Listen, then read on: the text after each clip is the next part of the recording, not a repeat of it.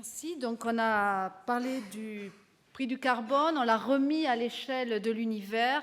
Et le deuxième point clé de cette transition énergétique est bien sûr celui qui concerne le fait de réduire nos consommations. Et il y a en France quelqu'un qui est très investi dans cette question de l'efficacité énergétique et des économies d'énergie, y compris bien sûr au niveau de tout ce qui peut se faire à l'échelle européenne aujourd'hui. Et cette personne est le président de l'AT2E, Christian Deconinck, que j'accueille, que je vous demande d'accueillir parmi nous. Merci Christian d'être là. Bon, merci Myriam de cette belle introduction. Je devais venir l'année dernière, j'ai pas pu. Et voilà. Donc, j'ai une petite présentation. Oups. Sur la table. Voilà. Donc, voilà. Alors, je suis ici pour quelque chose dont on n'a pas beaucoup parlé l'année dernière quand on était en France dans la COP21, c'est-à-dire l'efficacité énergétique, les économies d'énergie, cher au cœur de Myriam et au mien. On a beaucoup parlé, mon cher Christian, mon autre Christian, du prix du carbone, des quotas, mais au fond, alors je te remercie d'avoir cité l'efficacité énergétique, même si c'est pour dire aussitôt qu'avec l'effet rebond, c'était pas si bon que ça. L'effet rebond, c'est de la croissance, c'est pas si mal, on en a besoin pour faire les renouvelables. Et puis si on pourrait imaginer des mesures avec des effets rebond négatifs, mais je ne suis pas sûr que ce serait si bien. Alors, une petite page de pub pour présenter la T2E, qui est une vieille association qui est bien connue d'un certain nombre d'entre vous sans doute pour les certificats d'économie d'énergie, mais qui œuvre aussi dans le biogaz, dans les énergies renouvelables, dans la cogénération, le stockage d'énergie et globalement dans l'accompagnement en termes d'efficacité énergétique, surtout dans l'industrie. Également, on a lancé depuis 1 an et demi une initiative qui s'appelle EP pour l'évaluation des politiques publiques d'efficacité énergétique. J'y reviendrai tout à l'heure.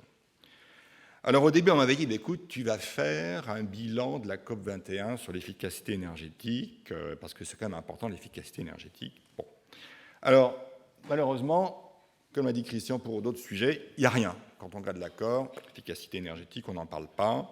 Donc on aurait pu s'arrêter là. Alors il y a eu quelques événements au Bourget, mais on en a d'ailleurs organisé, mais sans plus. Donc on va essayer d'aller un peu plus loin et essayer de voir un petit peu, le but de mon propos, c'est de brosser un petit peu les perspectives et en quoi, sur l'efficacité énergétique, en particulier en Europe, mais un petit peu globalement, et en quoi c'est important, et qu'est-ce qu'on peut en attendre.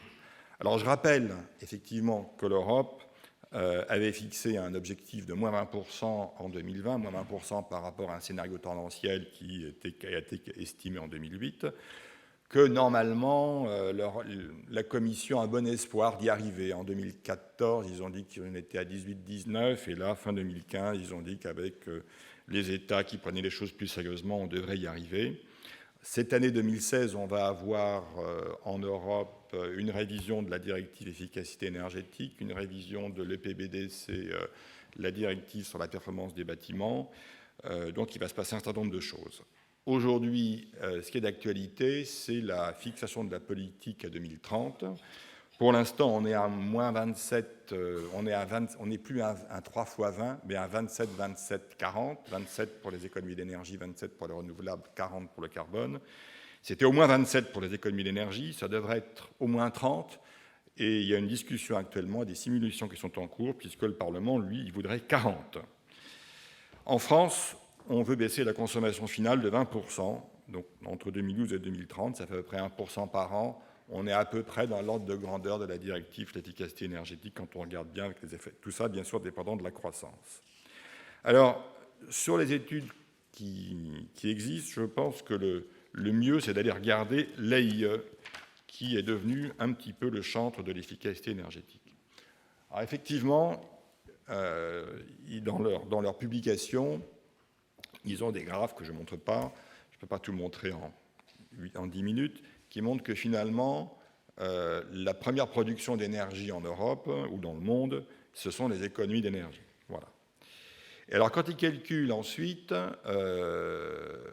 la part de chacun des éléments pour atteindre les objectifs climatiques à 2050, ils se rendent compte, alors ils ont plusieurs publications, vous ne les voyez pas très bien en bas, en gros, on on arrive dans un scénario, entre 40 et un tiers de la contribution à 2050 va dépendre des économies d'énergie. On va dire un tiers par rapport à un scénario tendanciel qui est maintenant plutôt de 4 degrés plutôt que de 6 degrés antérieurement. Et à 2030, en fait, ils ont fait un autre scénario en 2015 qui s'appelle le bridge scénario, dans lequel, en plus, donc c'était un scénario plus court à 2030, et en plus dans lequel ils prenaient que les mesures qui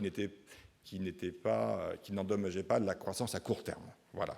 Donc effectivement, ça favorise l'efficacité énergétique. Et là, à 2030, donc, on se rend compte que la moitié de la contribution climatique va reposer sur les économies d'énergie. Alors, ça, on le voit bien ici. Alors, c'est quoi les autres 50%? Donc, vous voyez ici, ça, c'est quelque chose donc, qui est sorti en juin 2015. Donc, il y avait les INDC qui n'étaient pas complètement terminés, le bridge scénario. Et donc là, avec ce set de mesures qui ont été prises en compte dans ce scénario, il y avait l'efficacité énergétique à 2030. Donc, 50%. Alors, je me suis dit, 50%, en regardant ça, bon, ça aide surtout les Chinois, parce que nous, déjà, l'efficacité énergétique, on n'est plutôt pas mauvais. Alors, c'est vrai pour les Chinois. Mais alors, la slide d'après vous montre que nous aussi, vous voyez la Chine, ils en sont aux 3/4, hein, et l'Union européenne, d'après les calculs de l'AIE dans ce scénario, évidemment, on en est quand même à 60%. Voilà. Donc, ça veut dire que si je regarde ça, avec ce type d'hypothèse, mais qui doit refléter quand même quelque part la réalité, dans le court terme, puisque là on est de 2030, il faut mettre l'accent sur l'efficacité énergétique. Alors, si je regarde quand même à 2050, ils ont fait dans leur dernière publication, on voit qu'on a l'efficacité énergétique, ça fait des renouvelables, c'est équivalent. Alors, c'est bien plus compliqué de faire de l'efficacité énergétique, c'est beaucoup plus difficile que des renouvelables, c'est bien plus compliqué de remplacer des chaudières, de remplacer des lampes, de remplacer tout ce que vous voulez dans l'industrie en termes d'efficacité énergétique que de faire des fermes solaires ou des fermes éoliennes. Mais néanmoins, on voit aussi dans ce graphe également que la partie bleue est plutôt plus importante dans les premières années de ce cours.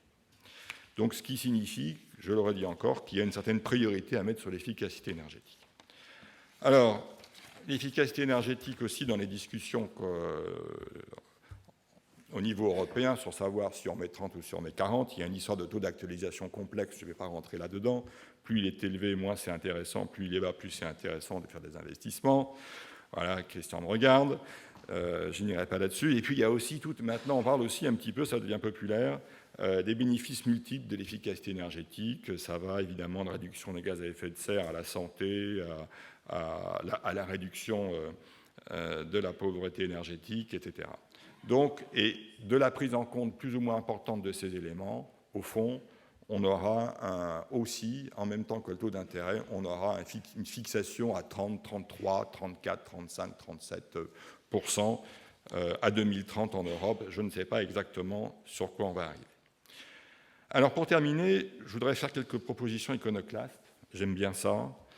Alors d'abord, moi, je suis une association technique, c'est-à-dire pas politique. Ça veut dire que même si les courbes que je vous montre ont tendance à pousser le fait qu'il faut plutôt 40 que 30, je ne vais pas dire qu'il faut plutôt 40% que 30% à l'horizon 2030. Moi, je vais contenter de me dire que puisque c'est si important que ça, il faut que les politiques qu'on mette en place soient le plus efficaces possible. Et aujourd'hui, il faut bien reconnaître qu'on ne sait pas trop. Hein. C'est-à-dire, en fait, que pour 1 euro que je mets dans... Maintenant, on a 2 grandes politiques d'efficacité énergétique en France. C'est le crédit d'impôt pour les particuliers et les certificats d'économie d'énergie pour un peu tout le monde. Mais en fait, quand on met 1 euro d'argent public là-dedans, on n'a aucune idée de combien de kilowattheures économisés je vais avoir. Aucune idée.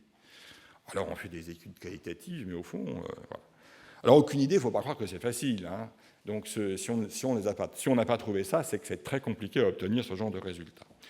Donc, voilà. Donc, nous, on s'est lancé dans une initiative à laquelle je remercie Myriam de participer. On va essayer de passer par de la modélisation. On a un accord avec un labo de recherche qui est le CIRED. J'entends pas tout forcément de la modélisation parce que c'est très compliqué, mais on espère quelque chose. Et on voudrait bien comparer l'efficacité du crédit d'impôt, du CITE et de l'éco-PTZ. Voilà, ça c'est lettre Père Noël. Il y a un autre sujet aussi, c'est dans l'évaluation des politiques. On décide des politiques, on aime bien décider des politiques, après on n'aime pas trop voir exactement qu'est-ce qu'on a gagné véritablement, etc. Et ça, on sait aussi l'enjeu dans un projet européen. Alors pour l'instant, c'est juste un projet, ça s'appelle EPAT. C'est pas AT2 à la fin, c'est un truc qui veut dire Evaluation into Practice to Achieve Target of Energy Efficiency. C'est un projet européen avec 8 pays et 10 autres organisations pour faire des guidelines pour l'évaluation de l'efficacité énergétique. Ensuite, réguler les outils de marché, en 2 mots. Bon, il y a le problème du CO2, c'est rapide. Et le problème des C2E, qui est un bon outil qu'on connaît très bien. Il faut réguler le prix, il ne faut pas se dire simplement « marché, débrouille-toi », parce que le jeu des acteurs est toujours très différent et après, ça diverge. Donc, il faut réguler le prix du marché. Et l'ingé des politiques, je parle au C2E, je dis les gens disent « non, mais la grosse industrie, elle a déjà les CO2, donc il ne faut pas l'inciter à faire des économies d'énergie. » Ben oui, mais il y a quand même beaucoup de barrières et beaucoup aussi d'effets de side effects, puisqu'on a vu dans la grande roue, donc il faut aussi les aider. Enfin, je finirai par l'appui d'Iconoclast, sans doute, je voudrais financer l'efficacité énergétique par des ressources carbone, parce que la taxe carbone, c'est bien, si un jour elle sort, on ne sait pas si elle sortira, mais il y aura des ressources carbone. Alors il est une chose de taxer, de savoir comment taxer partout pareil, et il en est une autre de savoir ce qu'on fait de l'argent. Et alors, pour reprendre l'exemple des certificats d'économie d'énergie, c'est aussi une taxe, puisque finalement, les certificats d'économie d'énergie sont payés par les consommateurs. Mais pour autant, tout le monde reconnaît que la grande efficacité des C2E, c'est plutôt la subvention. Voilà. Donc les subventions, quand elles sont bien orientées, sont peut-être plus efficaces que simplement la taxation. Voilà. Donc si on fait une taxation, autant qu'elle soit utilisée de façon efficace. Et donc, plutôt que de faire une taxe carbone plus une taxe économie d'énergie, autant faire une seule taxe carbone et puis en prendre une partie pour financer l'efficacité énergétique. Voilà. Eh bien, je vous remercie, c'est juste le temps.